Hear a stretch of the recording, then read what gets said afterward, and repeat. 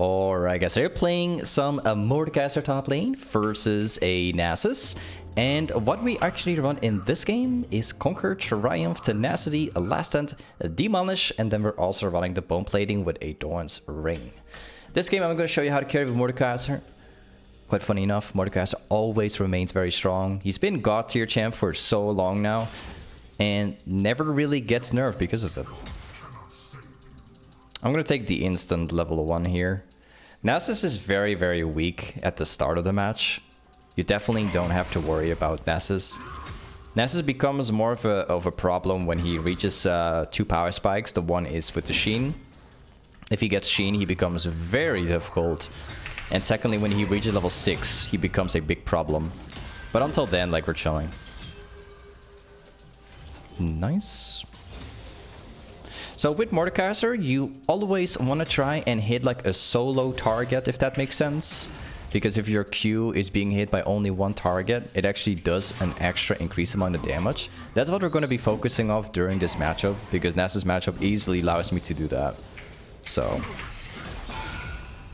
nice. Let me just quickly change a setting down here. There you go. I always make sure that you guys can see the name of the champ that I'm playing right above the HP bar, so you guys can recognize for the people that are new. Fortunately, that's not it. I actually lost the cannon. It's quite disappointing, actually.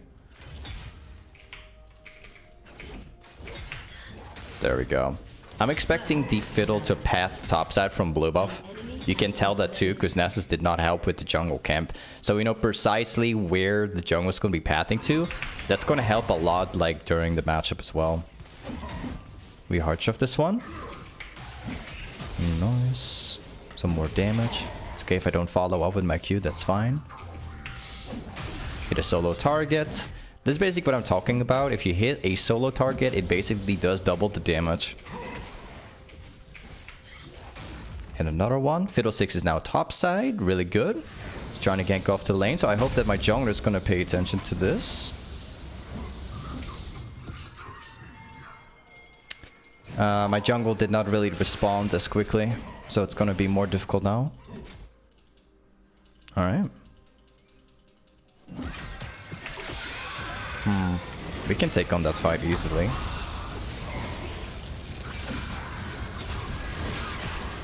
Yep, that's one. So you see, like, what we've done right there, right? We knew precisely, as I told you guys before, that the enemy jungler is pathing top, okay? And obviously my jungler, we can see that he's also pathing top lane. Now I place the ward down in Tribush, I see the Fiddlesticks. I pay attention to my jungler, he's at this jungle camp, alright? All I need to do, since I'm in a winning matchup, I just walk this direction. I give it time for my jungler to walk back top lane, and that's it. There's actually nothing more I've done. I'm just making time for my jungler to counter gank, right? If that makes sense. If I were to walk this direction, I could have done that, you know. I wouldn't be able to fight because Fiddlesticks would likely just reset. He would walk down this path again, and then my jungler could never, like, fight for this. So if you pay close attention and you're planning ahead, you can make these kind of plays, right? Now, here's the good thing. We have the wave pushing in my direction again. We have item advantage, right? This guy has a longsword with 2 pots. And we have already this item, so we are already having an advantage here. My jungler is also pathing top again, so having this wave pushing up against me or pushing into me is really good, right?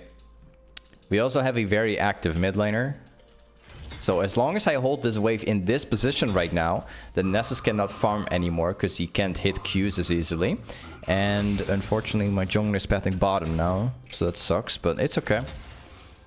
We just need to be a little bit more careful. Alright. Nasus is back.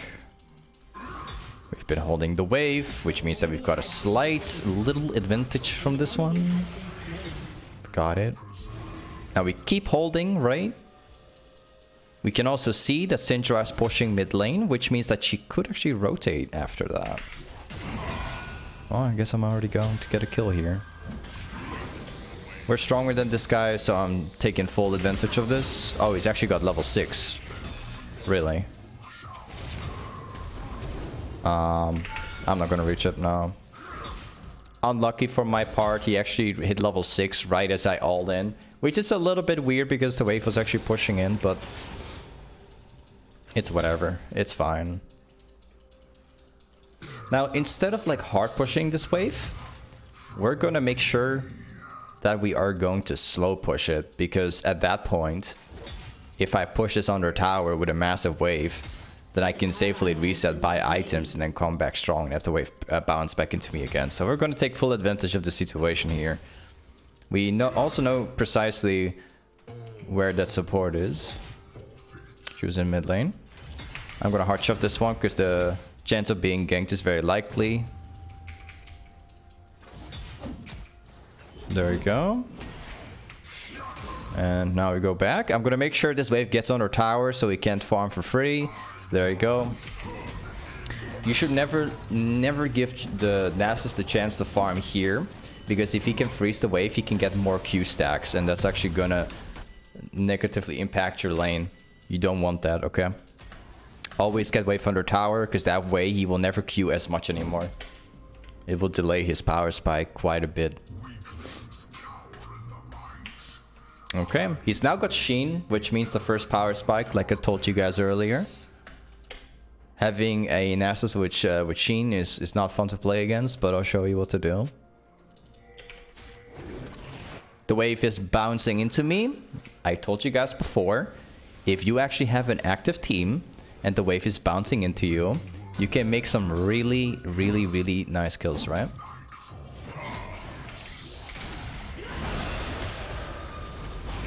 Nice, that's enough damage, I would say. I think I'm gonna try and use the situation here to try and get a plating, because the plating is about 1 auto attack away. We trade some damage up here.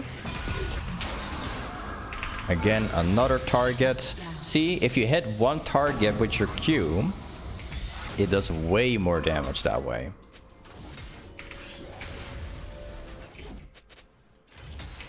I'm gonna ping because I think we can probably dive him. 13 HP, not bad at all. I actually didn't get a plate. That's really, really unfortunate for me that I didn't get a plate, but whatever. I'm gonna walk up here because I need to cancel the back port. The longer I cancel the back port, the better. Because he will lose more XP by doing so. You always want to walk up actively. I'm slightly worried he does actually have teleport, because I don't remember when he used it. Okay, turns out he doesn't have teleport. So we're gonna push this wave too. Nice. Do you see this, guys?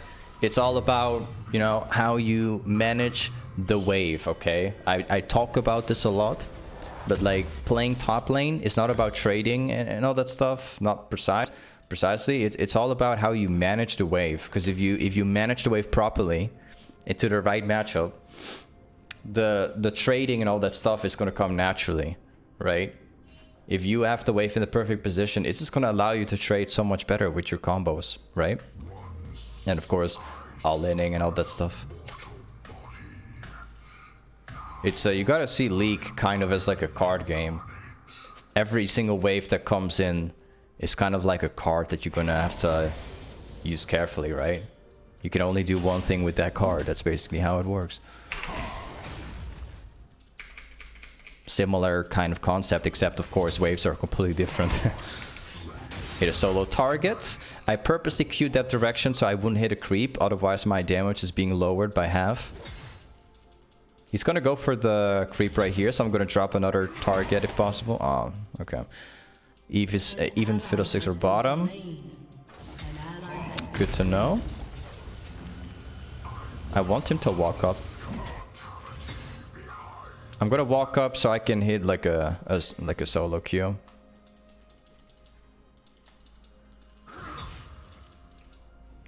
Creeps are going down. He's not able to last hit those with the Q. Because I keep on playing it aggressive. Got the wave pushing in into my direction. And now we just gotta maintain it.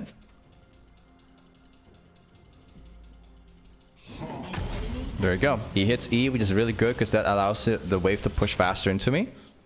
I'm gonna walk up, act aggressively, because I want Nasus to stay behind. I don't want him to be queuing this stuff. I don't want him to queue this one either. Okay.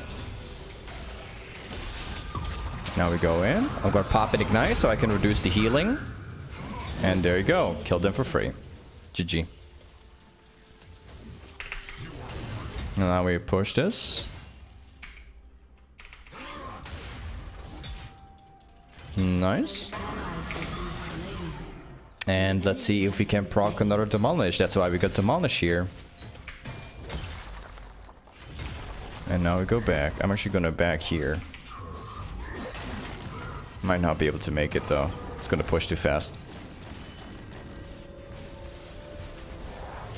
Yeah, I was worried about this.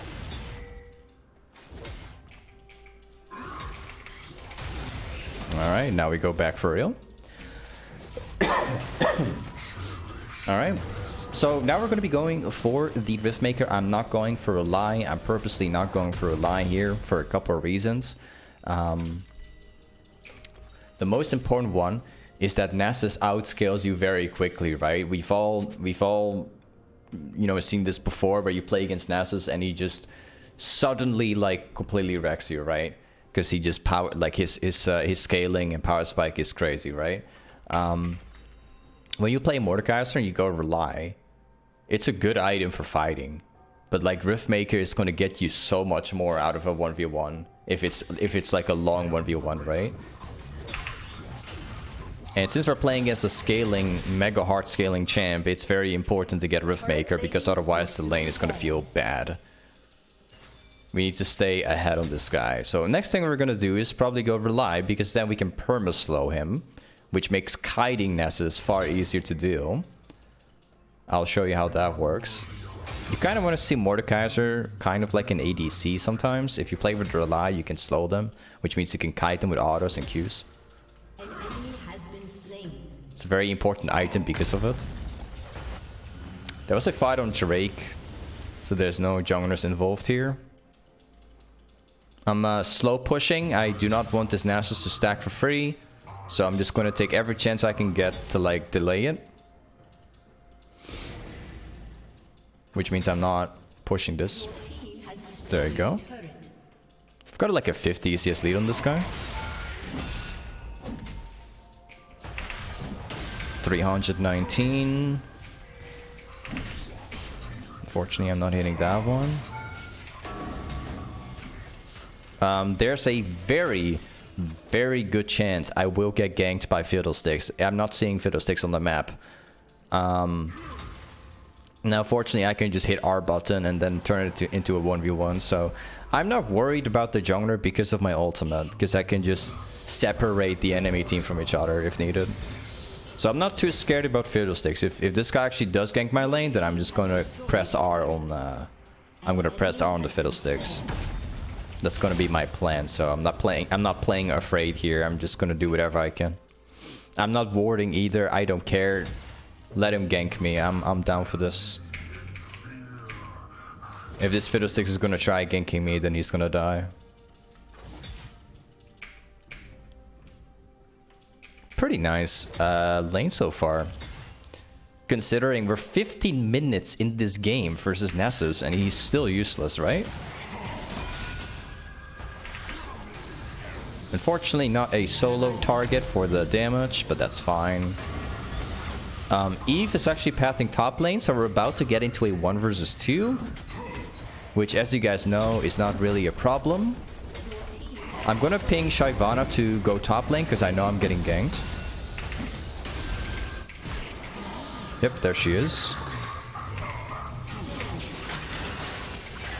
And unfortunately, there's not much more I can do. Well, maybe I can. My W is 1 second. Okay. So you can see that right there. I knew I was going to get ganked. It was basically according to my plan. I was pinging top lane for Shyvana because I knew that I was getting ganked by more than one guy, right? I saw Eve going top, but the chance of Fiddlesticks going top too was very likely. So that's why I pinged top lane for Shyvana to move over. But unfortunately, like, they were much faster than Shyvana. That sucks. My plan was going really well though. That would have been super clean if I got my W off, because then I could have just killed this guy too. But yeah. I'm constantly predicting what the enemy team is going to do. As you can see, everything that happened so far, the entire 17 minutes in the game, I knew precisely where the jungler was. I knew precisely where the support was. I knew exactly when they were going to gank my lane. Everything this game was very predictable so far. And you'll see now, like, mid-game is going to be more fun too, because now I can start splitting on the side lanes, and if they try and stop me or whatever, they try and fight me, I can just hit my R button. And I can do that like every 1 minute and a half. So I wish the enemy team good luck. I'm going to be destroying this one. I have my ultimate in 12. There's 2 people ganking my lane. Hey, they're faster than I thought. Oh. Oh, that guy's pretty fast. Oh. Oh. Well played. That guy's way faster than I thought, actually. Not sure how he managed to be that fast, though. Because I saw the Eve in the river.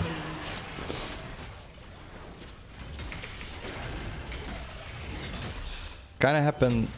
the same thing happened earlier, too. They were faster than I thought they would be.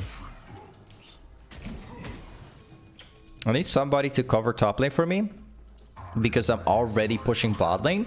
So it would be very inefficient if I would start rotating topside now. That's why I'm pinging my teammates to go top lane instead of me, because otherwise, you know, efficiency is going to go down a little bit.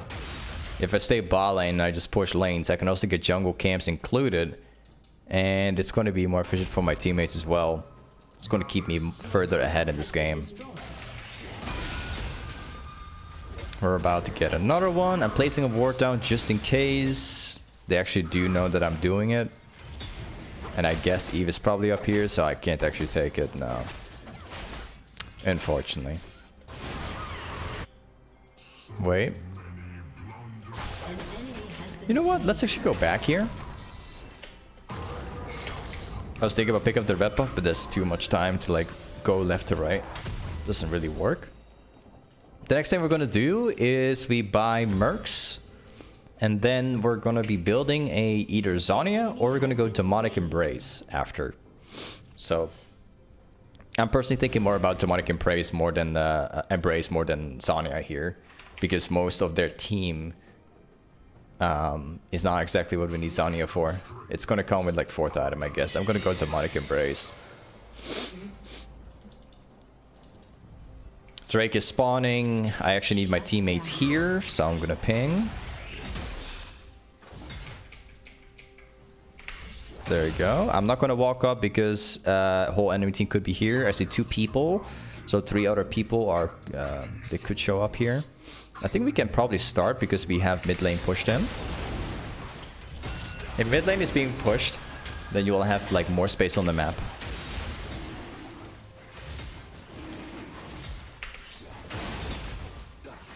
Nice. I guess it's not going to get taken by anybody, so we're having a good time. We take this one too, so we have more vision as well.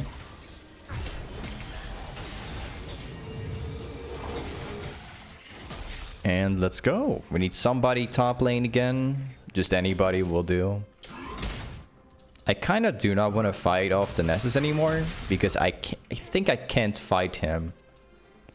I don't think I can. Maybe I can, but I'm not sure about it. Depends on his stacks.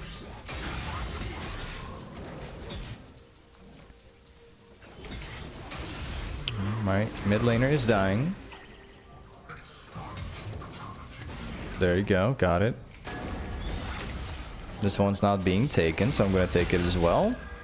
any jungle camp you can steal is going to get you ahead. It's going to make the enemy jungler fall behind. So any jungle camp you can get, I definitely encourage you to try and get it. Yeah, let's actually kill them. I'm going to ult the AD carry.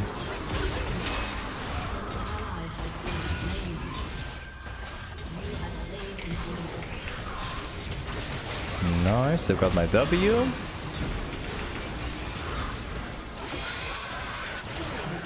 And he is dead as well. Nice. I always make sure that I ult, like I always ult somebody that I know I can kill. And also it's gotta be a person that is valuable in some kind of way, right? Most of the time when you play Mordekaiser, you're gonna be ulting the AD carry mostly because obviously they're easy target. But you're not going to ult the AP carry as much. It depends on what they play. If you play against an Anivia, you're not going to ult Anivia most of the time because they can just wall you away. If you press R, they'll just hit the wall and then you can never get to them. So be careful with who you're going to press R on because some champions can lock you inside your own ultimate. So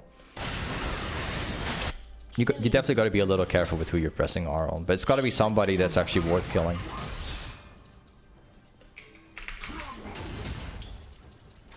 Like, you're not going to be ulting a 5000 HP Maokai, for example. That would be absolutely meaningless. That would be useless. Because you're never going to kill him.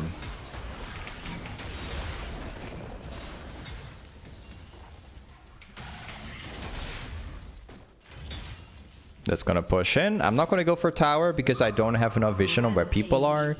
So instead I'm going to try and push my lead taking jungle camps or anything like that. Maybe get a catch here using my ultimate.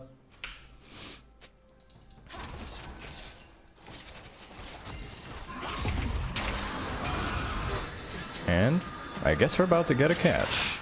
Still got my W. I don't know where this guy went, but I'm going to ping because I think they're going to follow me. Yeah. I have no idea where the Eve went actually. No idea. An enemy has been slain.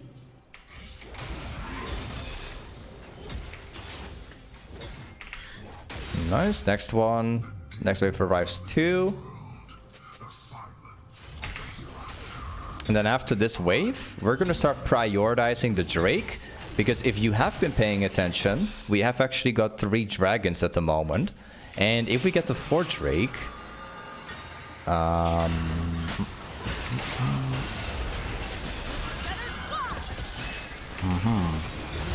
Goodbye. I'm not gonna chase that, it's too risky. But yeah, now we start prioritizing the Drake because the Drake is gonna make us win the entire game. There you go. This Drake is gonna give us the 4th one, which is gonna make us extremely OP.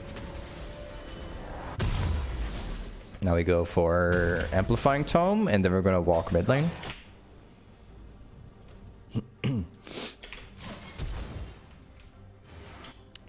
Things are looking pretty good. As you can see, everything in this game, 24 minutes long, I've been predicting all moves. I've seen exactly where the jungle goes every single time. I've never been surprised, not even once, this game. And that's because we pay proper attention to what's going on here. You know? And then according to what happens, we can adapt. Do what we want to do, right? Got him 2. I'm gonna ult Zhonya, because if this guy dies, it's gonna be Drake for free. Goodbye. Or maybe there's a good chance we might be able to finish. Maybe. It really depends. They're dead for like 20.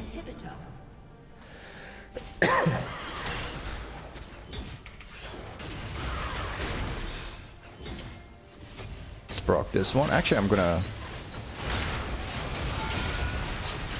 Yeah, I got him. Let's proc him. Yeah, this game's over. No Drake needed. Very clean Mordekaiser game, I would say. I'm gonna walk this direction. There you go. Hey, this is a Mordekaiser top lane. Thanks so much for watching today's YouTube video, and I'll see you next time. Peace.